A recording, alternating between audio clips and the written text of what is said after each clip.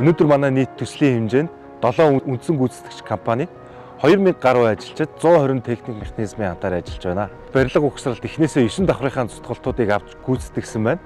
Энэ нь бид нэр төлөвлөгөөнийхөө 35% хувьд хүртэл ажилласан байна. 2026 оны төлөвлөгөөгөөр бид нийт төслийн хэмжээнд 65% хүртэл хийх төлөвлөгөөтэй ажиллаж байна. Энэ төлөвлөгөөнийхөө дагуу 9-р давхруудынхаа зүтгалтуудыг авсан, мөн дотор өрөлгийн материал болон гадна фасадны материалууд буусан эхнээсээ ажлууд нь эхлээд явж байна.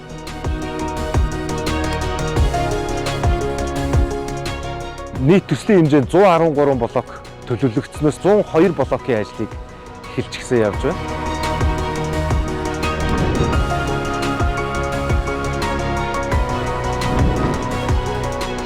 Өнөөдөр СЭТ төсөл дээр багт 33 нутгийн буян групп компани 9-р давхрынхаа бетон зүтгалтыг авч байна.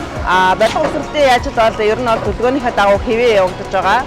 Манайх бол яг энэ төсөл дээр нийтдээ 14 блок 9 давхар 71 айлын орон сууцыг барьж байгаа. Өнөөдрийн байдлаар бид нэр 3 дахь блокийнхаа 9 давхрын зүтгалтыг авч байна. Яг үндсэн каркас босолт бол 70-80% руугаа ороо явж байна. Мөн барилга дээр бол яг буцаан дүргэлтийн ажлууд, зарим давхрын дулаалгын ажлууд бол бас мөн хийгдсэн байгаа. Тэгэхээр өнөөдөр энэ талбай дээр нийтдээ 300 гаруй хүний бүрэлдэхүүнтэйгээр хабын 14 хүний бүрэлдэхүүнтэйгээр маш том баг ажиллаж байна. Төлөвлөснөөрөө бол 2027 оны 3 дугаар өдрөд багтаагаад үндсэн барилгуудаа улсын комисс хүлээдэг гэнэ гэж төлөвлөж байна.